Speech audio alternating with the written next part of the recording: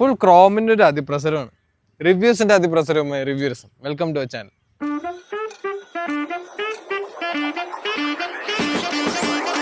അപ്പോൾ നമ്മൾ ഇന്ന് റിവ്യൂ ചെയ്യുന്നത് റോയൽ എൻഫീൽഡിന്റെ ഒരു classic and iconic model the classic 350.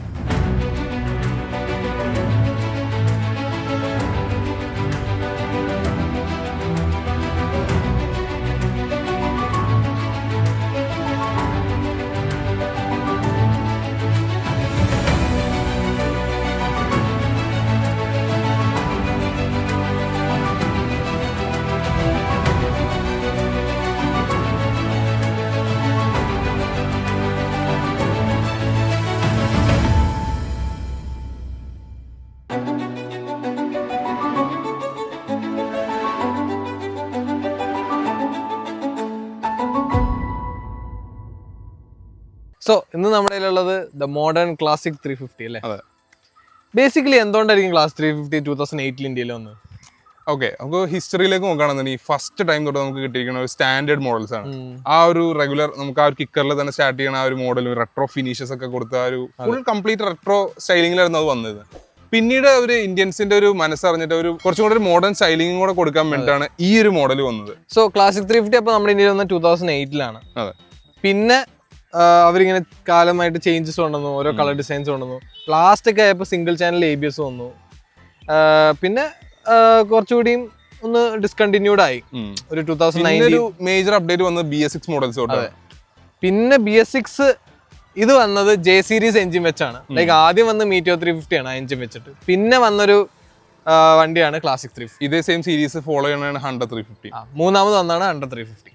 Yes, നമുക്ക് ഇതിന്റെ റിവ്യൂവിൽ കിടക്കാം അല്ലേ? സോ ഫ്രണ്ട് ലുക്സിലേക്ക് വരുമ്പോൾ നമുക്ക് ആദ്യമേ തന്നെ പറയേണ്ട ഒരു കാര്യമാണ് ഇതിന്റെ ഒരു ഫ്രണ്ട് ഹെഡ് സ്റ്റൈലിംഗ്. ഈ ഒരു സ്റ്റൈലിംഗ് വർഷങ്ങളായിട്ടും ഇത്രയും ജനറേഷൻസ് ആയിട്ടും ഫോളോ ചെയ്ത് വരുന്ന ഒരു സ്റ്റൈലിംഗ് ആണ്. ഇതിൽ പ്രത്യേകിച്ച് ഒരു മാറ്റങ്ങളൊന്നും വന്നിട്ടില്ല. മാറ്റം വന്നിരിക്കുന്നത് പിന്നെ ഇതിന്റെ ഇൻഡിക്കേറ്റേഴ്സിലാണ്. മുമ്പ് വന്നിരുന്ന ആ ഒരു BS4 മോഡൽസിലൊക്കെ ഒരു ഇൻഡിക്കേറ്റർ ബൾബ് സെറ്റപ്പ് ആയിരുന്നു. ഇതിൽ വന്നിട്ട് ഫുൾ LED സെറ്റപ്പ് ആയിട്ട് മാറി. ഫുൾ റൗണ്ട് ആ ഒരു റെട്രോ ഫിനിഷ് തന്നെ കൊടുക്കാനുള്ള രീതിയിലാണ് അവർ കൊടുത്തിരിക്കുന്നത്. ഒരുപാട് ക്രോം ബിറ്റ്സ് ഉണ്ട് ഈ ഒരു ഹെഡ്ലൈറ്റിന്റെ കവറിലായാലും ഇൻഡിക്കേറ്റേഴ്സിന്റെ ബാക്കിലായാലും ഒക്കെ കൊടുത്തിട്ട്. ഇതിന്റെ കളർ വന്നിട്ട് എമറാൾഡ് എന്നുള്ളൊരു കളറാണ്. അതിൽ Chrome plus emerald green mix ആണ് വരുന്നത്. ലൈക്ക് ഫുൾ വൈബിൽ നമുക്ക് ആ ഒരു ക്രോം ആസ്വദിക്കാനായിട്ട് പറ്റും. പിന്നെ പറയുകയാണെന്നുണ്ടെങ്കിൽ സസ്പെൻഷൻ ടെലിസ്കോപ്പിക് സസ്പെൻഷനാണ് വന്നിരിക്കുന്നത്. അത്യാവശ്യം നല്ല സ്പോഞ്ചി ആയിട്ടുള്ള സസ്പെൻഷനാണ്. അത്യാവശ്യം ട്രാവലും കൊടുത്തിട്ടുണ്ട് അവർ. വീൽസ് നോക്കുകയാണെന്നുണ്ടെങ്കിൽ നമുക്ക് പണ്ട് തൊട്ട് കാണുന്ന ആ ഒരു സ്പോക്ക് വീൽസ് ആണ് കാണാൻ കഴിയുന്നത്. ആ തനിമ അവിടെ ഇപ്പോഴും നിലനിർത്തിയാണ് കൊണ്ടുവന്നത്. 100 സെക്ഷൻ്റെ ടയേഴ്സാണ് വന്നിരിക്കുന്നത്. അത്യാവശ്യം സ്റ്റോക്ക് ടയർ ആയതുകൊണ്ട് തന്നെ ഗ്രിപ്സ് ഒക്കെ കുഴപ്പമില്ല, ലെവലൊക്കെ നമുക്ക് അത്യാവശ്യം മാനേജബിൾ ആണ്. നമ്പർ പ്ലേറ്റിന്റെ പ്ലേസ്മെന്റ് കാണാം. പിന്നെ ഇവിടെ ആയിട്ട് അതിന്റെ ഒരു ചെറിയ 2 ബൾബ്സിന്റെ പ്ലേസ്മെന്റ് കാണാം. ഇതും ഇപ്പോൾ LED ആക്കിയിട്ടുണ്ട്. ഹെഡ്ലൈറ്റും LED ആക്കിയിട്ടുണ്ട്. LED ഹെഡ്ലൈറ്റിന്റെ ത്രോവിനെ പറ്റി പറയുകയാണെന്നുണ്ടെങ്കിൽ കുറച്ച് കുറവാണ്. പക്ഷെ നമുക്ക് നൈറ്റിൽ കുഴപ്പമില്ല, ഉപയോഗിക്കാൻ അത്യാവശ്യം ഉണ്ട്. പഴയ ഒരു ഹാലജൻ ബൾബാണ് എനിക്ക് കുറച്ചും കൂടി ത്രോ കിട്ടണമെന്ന് എനിക്ക് തോന്നിയത്. പിന്നെ ഇതിന്റെ മിറേഴ്സ് ആയാലും എല്ലാം ക്രോം ഫിനിഷസിലാണ് കൊടുത്തിരിക്കുന്നത്. ഇപ്പം ഇതിന്റെ ലിവേഴ്സ് ആയാലും എല്ലാം നല്ലൊരു സിൽവർ ഫിനിഷ് ആയിട്ട് ഇപ്പോൾ കൊടുത്തിട്ടുണ്ട്. അഡ്ജസ്റ്റബിൾ ലിവേഴ്സ് ഒക്കെ ആയിട്ട് കൊടുത്തു. സോ അത്രയ്ക്ക് ഇതിനായിരുന്നു ഫ്രണ്ട് ലുക്സിന്റെ റിവ്യൂ. സോ എർഗോണമിക്സ് നോക്കുമ്പോൾ തന്നെ നമുക്ക് മനസ്സിലാവും ലൈക്ക് നമ്മളിങ്ങനെ പ്രോപ്പർ സ്ട്രെയിറ്റ് ആയിട്ടാണ് ഇരിക്കുന്നത്.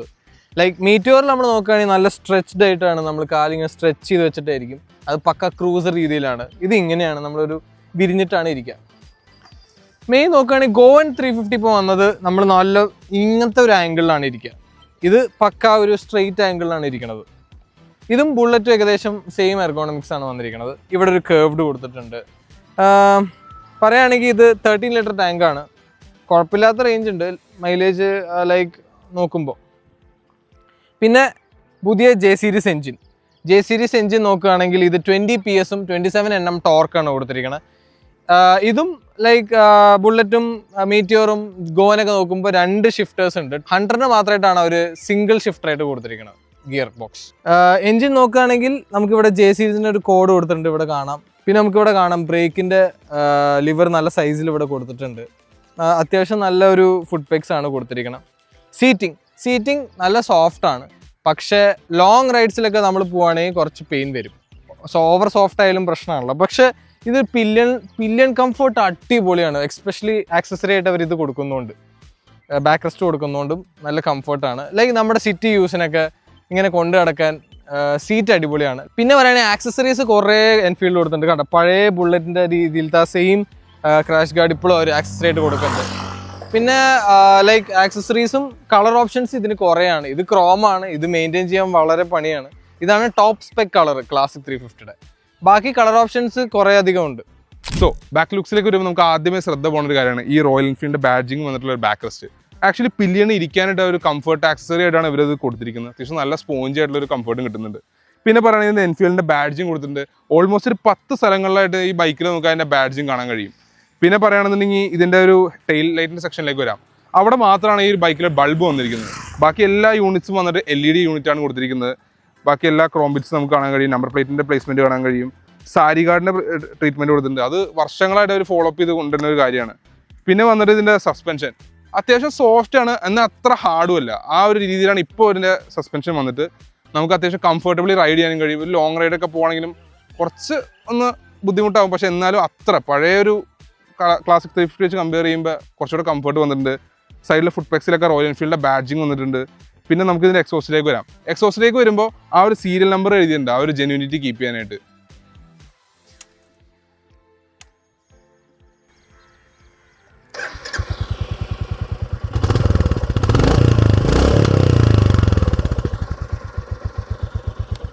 അത്യാവശ്യം കേൾക്കാൻ രസമുള്ളൊരു സൗണ്ടാണ് അതിൽ കൊടുത്തിരിക്കുന്നത്. എനിക്ക് ഇഷ്ടപ്പെട്ടൊരു കാര്യം എന്താണെന്ന് വെച്ചാൽ പഴയതിൻ്റെ അത്ര ഒച്ചയില്ലെങ്കിൽ നമുക്ക് എൻജോയ് ചെയ്യാൻ പറ്റുന്ന ഒരു ബിറ്റ് അതിലുണ്ട്. സോ അത്രയൊക്കെ തന്നെയായിരുന്നു ബാക്കിൻ്റെ വിശേഷം. സോ നമുക്കിതിൻ്റെ ഡ്രൈവിലേക്ക് കിടക്കാം. ആദ്യം നമുക്ക് ഇതിൻ്റെ ക്ലസ്റ്റർ നോക്കാം. ട്രിപ്പർ നാവിഗേഷൻ വന്നിട്ടുണ്ട്, ടോപ്പ് മോഡലായതുകൊണ്ട്. ഇവിടെ നമുക്ക് ഗിയർ ഇൻഡിക്കേഷൻ കാണിക്കും, ഫ്യൂൽ ഇൻഡിക്കേഷൻ കാണിക്കും, ഓഡോമീറ്റർ കാണിക്കും. ഇവിടെ ടാക്കോമീറ്റർ ഒന്നും കൊടുത്തിട്ടില്ല, നോർമൽ ഒരു ക്ലാസിക് ആ പണ്ടത്തെ വിൻറ്റേജ് രീതിയിൽ തന്നെയാണ് ആ സ്പീഡോമീറ്ററും കൊടുത്തിരിക്കുന്നത്. നമുക്കിനി ഒരു ഡ്രൈവ് പോകാം.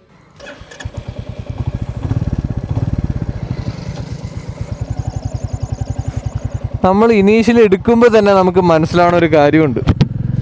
പഴയ ബുള്ളറ്റായിട്ടും പഴയ ക്ലാസിക്കായിട്ടും ഒരു മേജർ ഡിഫറൻസ് ആണ് ഇപ്പോഴത്തെ J സീരീസ് എൻജിൻ. എന്നുവെച്ചാൽ ഇനീഷ്യലി നമ്മൾ എടുക്കുമ്പോൾ തന്നെ വണ്ടി ഭയങ്കര സ്മൂത്താണ്, എവിടെ ഒരു കുലുക്കോ അനക്കോ ഒന്നുമില്ല. അതാണ് മെയിനായിട്ടൊരു ഡിഫറൻസ് പറയുകയാണെങ്കിൽ നമ്മൾ ഇനീഷ്യലി തന്നെ ഈ വണ്ടി എടുക്കുമ്പോൾ. ഫസ്റ്റ് തന്നെ നമുക്കിതിൻ്റെ സസ്പെൻഷൻ നോക്കാം. അടിപൊളി സസ്പെൻഷനാണ്. നമ്മുടെ കംഫർട്ട് രീതിയിൽ ഉള്ള വണ്ടിയാണല്ലോ, അതുകൊണ്ട് തന്നെ ആ ട്യൂണിങ് അവർ സസ്പെൻഷൻ നന്നായിട്ട് ചെയ്തിട്ടുണ്ട്. ഫ്രണ്ടിലത്തെ നല്ല സോഫ്റ്റാണ്, ബാക്കിലത്തെ അവർ നന്നായിട്ട് ട്വീക്ക് ചെയ്തിട്ടുണ്ട്. ഓക്കെ, സോ നമുക്ക് ഈ വണ്ടിയുടെ എൻജിനിലേക്ക് കിടക്കാം. നമ്മളിപ്പോൾ ഒരു 3rd ഗിയറിൽ തന്നെ പുള്ള് ചെയ്താൽ കണ്ട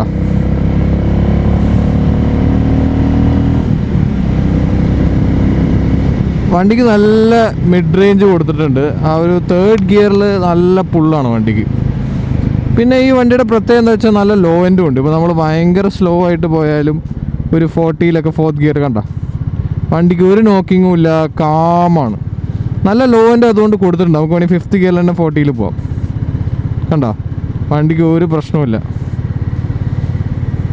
ഇനി നമുക്ക് മെയിനായിട്ട് പറയേണ്ടത് വെച്ചാൽ സ്മൂത്ത്നെസ്. പക്ഷേ ഇതിന് വൈബ്രേഷൻ ഉണ്ടോയെന്ന് ചോദിച്ചാൽ നമ്മുടെ ടാങ്കിൻ്റെ ഇവിടെയും ഹാൻഡിൽ ബാറിൻ്റെ ഇവിടെയും വൈബ്രേഷൻ വരും. നമ്മളൊരു 80 ക്രോസ് ചെയ്യുമ്പോൾ ഒരു 80 വരെ വണ്ടി സ്മൂത്താണ്, ഒരു വൈബ്രേഷനും ഇല്ല. നമുക്ക് ഡെയിലി ക്രൂസ് ചെയ്യാം 80-ലൊക്കെ. പണ്ടൊക്കെ നമ്മൾ ക്ലാസിക്കിൽ നല്ല വൈബ്രേഷൻ കാണും, മിററൊക്കെ കടന്ന് കുലുങ്ങണ് കാണാൻ പറ്റും. ഇതിൽ പിന്നെ ആ പ്രശ്നമില്ല, ഒരു 80 വരെയൊക്കെ വളരെ സ്മൂത്താണ്.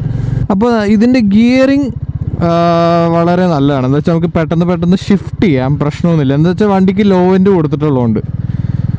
പിന്നെ ഇതിൻ്റെ തമ്പ് നല്ല രസമാണ്, നല്ല സൗണ്ടാണ്. വണ്ടിയുടെ സൗണ്ട് കേൾക്കാൻ കുറച്ചുകൂടി നൈസാണ്. ലൈക്ക് 100 കമ്പയർ ചെയ്യുകയാണെങ്കിൽ 100-ന് കുറച്ചുകൂടി പോപ്സ് ഉണ്ടാവും. ഇതിന് കുറച്ചുകൂടി അവർ അതൊന്ന് ട്വീക്ക് ചെയ്ത് കുറച്ചുകൂടി സൗണ്ട് കുറവുണ്ട്. പക്ഷെ എന്നാൽ ആ തമ്പ് നല്ല രസമുണ്ട്. പഴയ ബുള്ളറ്റിൻ്റെ അത്രയും തമ്പൊന്നുമില്ലെങ്കിലും ഇപ്പോഴത്തെ വണ്ടികൾ നോക്കുമ്പോൾ ആ ഒരു തമ്പ് അവർ കൊടുത്തിട്ടുണ്ട് വണ്ടിക്ക്. ബ്രേക്കിംഗ് നമുക്ക് നോക്കാം.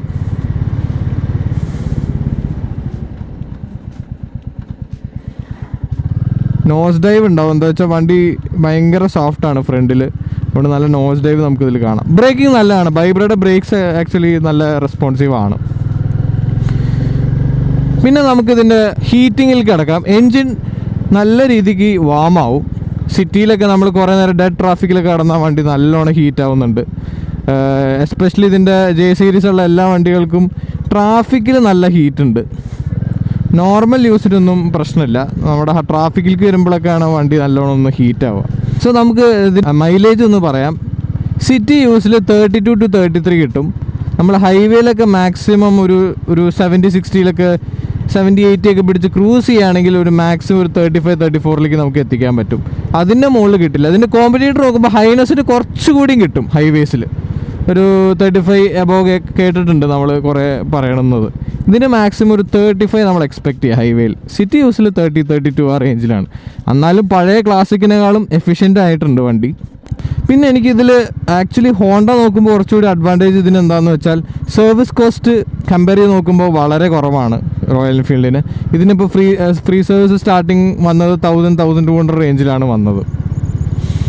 അപ്പോൾ നമുക്ക് ഇതിൻ്റെ കോമ്പറ്റീറ്റേഴ്സിൽ കിടക്കാം. കോമ്പറ്റീറ്റേഴ്സ് നോക്കുമ്പോൾ ഹൈനസ് ഉണ്ട്, CB350 ഉണ്ട്, പിന്നെ നമ്മുടെ ജാവ 42 ഉണ്ട്, അതേപോലെ SD റോഡ്സ്റ്റർ, അങ്ങനത്തെ ഒക്കെ വണ്ടികളുണ്ട് ലൈക്ക് ഇതിൻ്റെ ഒരു സെഗ്മെൻറ്റ് നോക്കുമ്പോൾ.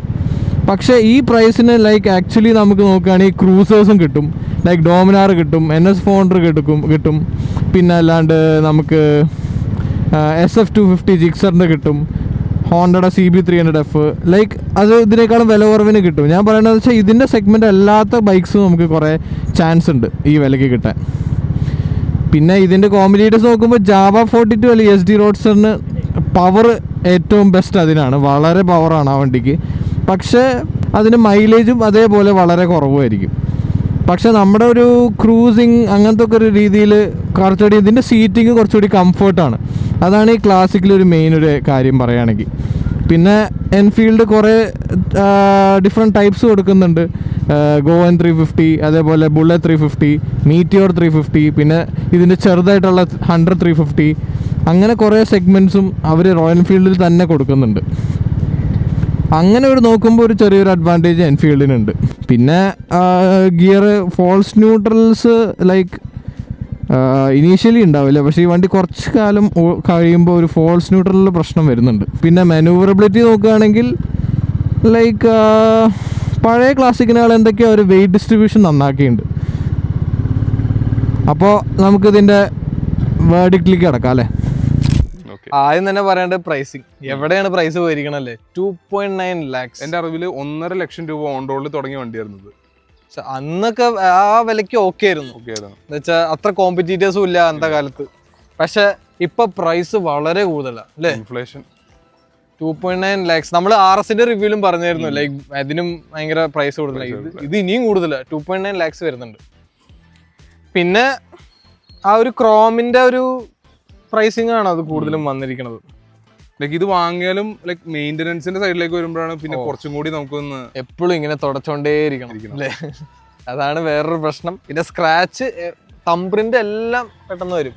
പക്ഷെ മെയിൻറ്റെയിൻ ചെയ്ത് കൊണ്ടു നടന്ന ഇങ്ങനെ ഒരു തിളക്കത്തിൽ കൊണ്ടു നടക്കാം. ലൈക്ക് സെയിം തന്നെയാണ് മറ്റേ നമ്മുടെ GT650. അത് നമുക്ക് റിവ്യൂവിന് വരുന്നതായിരിക്കും. GT650 അല്ലേ, ക്രോം. പിന്നെ നമുക്ക് ഇതിന്റെ ഇഷ്യൂസ് പറയാം. ടാപ്പിറ്റ് പണ്ടത്തേൽ ഭയങ്കര ടാപ്പിറ്റ് ഇഷ്യൂസ് ഉണ്ടായിരുന്നു. ഇത് പക്ഷെ അങ്ങനെ ഓവർ അബ്നോർമൽ സൗണ്ട്സ് ഇല്ല.